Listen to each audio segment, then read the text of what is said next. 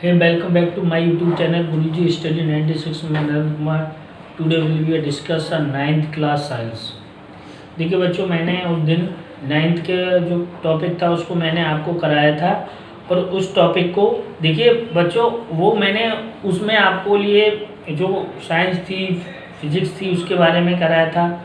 और उसके बाद मैंने आपको मूल राशियां और व्युत्पन्न राशियां कराई थी और मूल मात्रक व्युत्पन्न राशि, यानी वे राशियां जो अपने आप स्वयं उत्पन्न होती हैं, जिसको किसी पर डिपेंड नहीं करती हैं, वो हमारी फंडामेंटल क्वांटिटी कहलाती थी। और वे क्वांटिटी जो फंडामेंटल पर डिपेंड करती थी वो हमारी ड्राइव क्वांटिटी या व्युत्पन्न राशियां कहलाती थी। और उनके जो मात्रक हैं फंडामेंटल के फंडामेंटल मात्रक कहलाते थे, और उसकी जो व्युत्पन्न राशियों की मात्रक व्युत्पन्न या इनकी यूनिट हमारी क्या कहलाती थी, ड्राइव यूनिट। तो वहाँ तक हमने क्लियर कर दिया था। अब हम बात करते हैं कि जैसे हमने कहा मीटर, हमने 7 क्वांटिटी ली थी। क्या क्या ली थी? लंबाई, द्रव्यमान, समय, ताप, वैद्युत धारा, ज्योति तीव्रता, पदार्थ की मात्रा। तो ये 7 ली थी।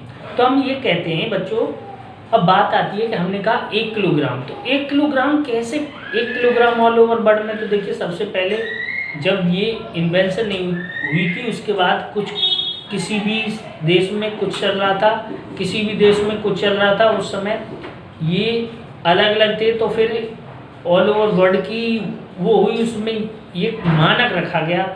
उस मानक के बेस पर हमने जैसे 1 किलोग्राम में ऑल ओवर वर्ल्ड में 1000 ग्राम ही होंगे, ये कन्फर्म है। तो ये कन्फर्म कैसे हो गया बच्चों? क्योंकि ये हमने ऑल ओवर वर्ल्ड में इसी तरीके से स्टैंडर्ड वैल्यू मान लिए। तो आज हम बच्चों बात करते हैं, देखिए जब तक हम नहीं पढ़ेंगे कुछ नहीं हो सकता, हम मन से इसको समझना है। अभी देखिए यहाँ तक ये शुरुआत थी, अब हमको ये पूरे टॉपिक अच्छी तरीके से समझने हैं। तो देखिए इसमें हम बात करते हैं सबसे पहले मानक मात्रकों, मूल मात्रकों के मानक। मूल मात्रकों के मानक का मतलब है कि जैसे 1 किलोग्राम में हमने कहा 1000 ग्राम होते हैं, तो 1000 ही क्यों रखे गए हैं? 1 मीटर में 100 सेंटीमीटर होते हैं, तो क्यों रखे गए? 1 सेकेंड 1 घंटे में 60 मिनट्स होती हैं, तो ये कैसे रखी गई हैं? तो इनके बेस पर हमने देखिए, वैसे तो हमारी 7 क्वांटिटी उनको सबको रखा गया, उसी से अदर बनी हुई हैं। तो हम अभी इनमें से सबसे ज़्यादा यूजफुल है हमारी लेंथ यानी लंबाई का मात्रक मीटर। तो देखिए सबसे पहले हम ये कह सकते हैं, बात करते हैं हम मानक मीटर, इसे कह सकते हैं स्टैंडर्ड मीटर। तो ये मानक मीटर क्या होता है? देखिए मानक मीटर यह लंबाई का एसआई पद्धति या एमकेएस पद्धति में लंबाई का मात्रक है। देखिए ये क्या था कि जो पेरिस में रखे हुए एक टुकड़ा है उसका लंबाई कितनी है बच्चों? 1 मीटर है। तो उसको हमने ये इस तरीके से रखा। फिर क्या हुआ कि ये जो लंबाई थी समय के अनुसार समय चेंज हो सकता है। तो लेटर स्टेज में क्या हुआ कि एक हमारी ऑल ओवर वर्ल्ड की यूनियन बनी थी, इंटरनेशनल यूनियन। उसमें क्या किया गया कि एक मानक मीटर वह दूरी है जो क्रिप्टन 86 यानी जो क्रिप्टन 86 है उससे उत्सर्जित होने वाली नारंगी रंग की प्रकाश की तरंगदैर्घ्य 1650763.73 गुना होगी। यानी पहले हमने जो पेरिस में रखा एक लेंथली ऑब्जेक्ट था, उसकी हमने लंबाई को हमने लिया था, तो उसको हमने क्या कह दिया था बच्चों? 1 मीटर। अब क्या हुआ कि एक मानक वैल्यू के लिए हमने क्या किया, एक क्रिप्टन 86 से प्रोड्यूस होने वाली क्या थी में नारंगी रंग की प्रकाश वेवलेंथ थी, जिसको हमने 1650763.73 गुना रखा। तो वो हमारी क्या कहलाई बच्चों? 1 मीटर। तो हम ये कह सकते हैं कि ऑलवेज हम इतने को ही हमने इतने गुना हमारी क्या वेवलेंथ प्रोड्यूस होती है, उसे हम क्या कहते हैं? 1 मीटर कहते हैं। ठीक है। उसी तरीके से मानक किलोग्राम को हम क्या कहते हैं? स्टैंडर्ड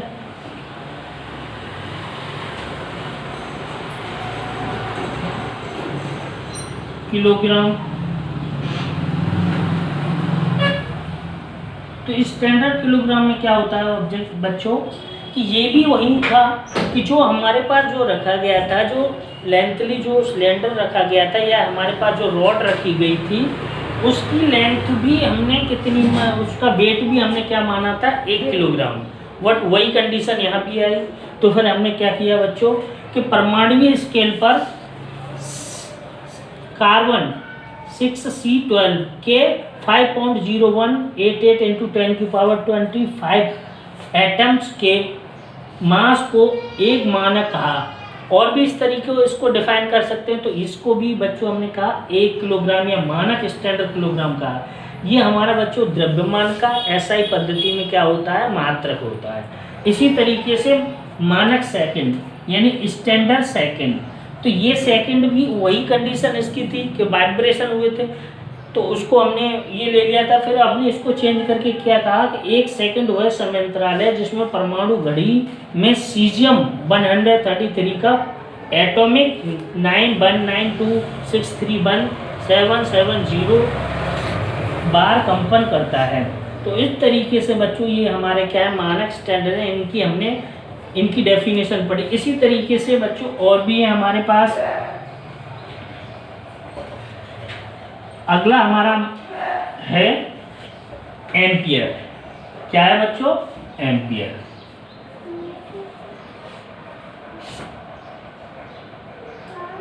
देखिए ये एसआई या एमकेएस पद्धति में वैद्युत धारा का मात्रक है।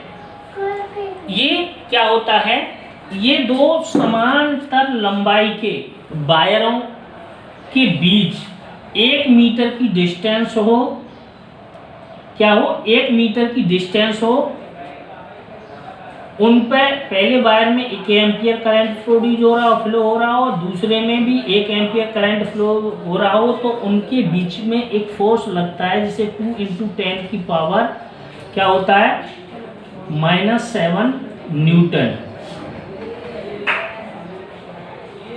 कितना होता है बच्चों, 2 × 10 की पावर -7 न्यूटन होता है। तो ये फोर्स हमारा क्या कहलाता है,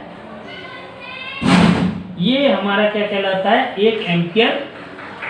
इनके बीच में जो करंट फ्लो होता है उसे हम बच्चों क्या कहते हैं, 1 एम्पियर कहते हैं या मानक एम्पियर कहते हैं। इसी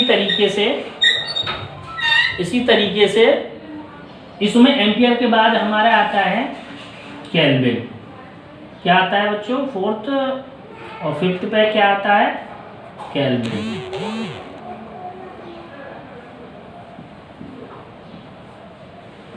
ये क्या होता है कि किसी भी ऑब्जेक्ट में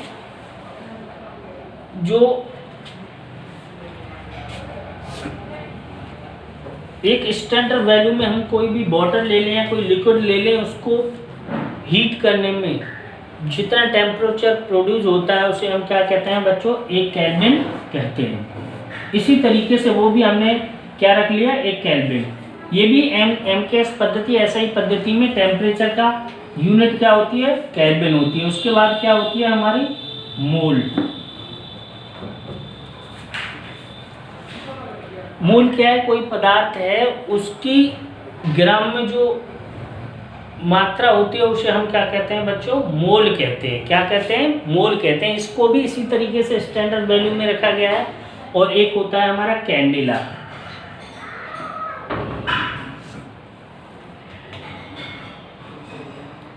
ये कैंडेला क्या होती है कि जो लुमिनेंस इंटेंसिटी है इसे कहते हैं। तो ये जो ज्योति तीव्रता है, तीव्रता को इस तरीके से मापते हैं तो वो उसका भी एक स्टैंडर्ड वैल्यू रखे गया, उसको हम क्या कहते हैं, कैंडेला। ये एसआई पद्धति में ज्योति तीव्रता का मात्रक है। तो इस तरीके से हमने ये क्या कर लिया बच्चों, ये स्टैंडर्ड मानक मात्रक, जो हमारी स्टैंडर्ड भौतिक राशियाँ थी, जो मूल राशियाँ थी, उनकी हमने परिभाषा दी। अब जब ये परिभाषा हो गई तो बच्चों हम इसको क्या कह सकते हैं कि अब इसमें सबसे पहले हमारा टॉपिक आता है, इसकी बात करेंगे हम लंबाई। क्यों कि हमने किसकी बात की थी, मीटर की। तो हम यहाँ ये पहले इसमें एक हेडिंग आ जाएगी, हम ये कह सकते हैं कि small and large unit of length, यानी जो लेंथ है, लेंथ की छोटी और बड़ी हमें क्या चाहिए। जैसे अगर इसकी नीड क्यों पड़ी हम आपको बताएं कि जैसे मैं पूछूं आपसे कि लंबाई का मात्रा क्या, तो आप बताएंगे मीटर, कोई बताएगा सेंटीमीटर, कोई बताएगा मिलीमीटर, कोई माइक्रोमीटर, कोई कुछ भी बताए। ये सारी जो हमारी जो यूनिट दे रखी हैं वो किसकी होती हैं बच्चों, लंबाई की होती हैं। तो अब हम इसकी जो अदर यूनिटें हैं छोटी बड़ी, उनके बारे में हम डिस्कस करेंगे। इसी तरीके से हम क्या पढ़ेंगे, स्मॉल एंड लार्ज, यानी ये पढ़ेंगे सबसे पहले, फिर दूसरे में पढ़ेंगे small and large unit of मास। इसी तरीके से थर्ड में पढ़ेंगे small and large unit of second, या टाइम कह सकते हैं, टाइम। तो इस तरीके से हमको ये इनके थोड़े से, ये हमारा मोस्ट इम्पोर्टेंट पार्ट है। अगर ये समझ में आ गया तो हमको फिजिक्स में कहीं किसी को कोई दिक्कत आने वाली नहीं है। ये बात समझ में आई। तो हमको बच्चों सबसे पहले हमको ये समझना है कि हम small and large unit of length पढ़ेंगे, small and large unit of mass पढ़ेंगे, और small and large unit of time पढ़ेंगे। तो देखिए ये थोड़े से लेंथली टॉपिक है और इनको समझाना भी बेहद आवश्यक है, इसीलिए हम ये इस वीडियो में यहीं तक रखते हैं और अगले वीडियो में हम आपको इनकी डिटेल बताएंगे। इन डिटेल में आपको ये डिस्कस करेंगे क्योंकि ये टॉपिक ही हमारे लिए मोस्ट इम्पोर्टेंट है। चलिए आज हम डिस्कस करेंगे और ये इसके बाद अगले टॉपिक में डिस्कस करेंगे। आज हम यहीं तक रखते हैं। चलिए धन्यवाद, thank you so watching my YouTube channel. देखिए इसको सब्सक्राइब कर लीजिए। आगे जितने भी आपको अब आने वाली वीडियो है मोस्ट इम्पोर्टेंट है। अगर आपने कभी फिजिक्स या साइंस नहीं पढ़ी है तो आपको 100% समझ में आ जाएगी। अब यहाँ से कंटिन्यूस इसको एक बार दो बार रिवाइज करके वीडियो देख लीजिए, आपको समझ में आने लगेगा। फिर ये मैं अभी फैक्ट बता रहा हूँ और इसके साथ थोड़ी सी हमारे पास किसी भी बुक की हेल्प लेनी पड़ेगी तो और हमें डिटेल में समझ में आ जाएगा। ठीक है, धन्यवाद।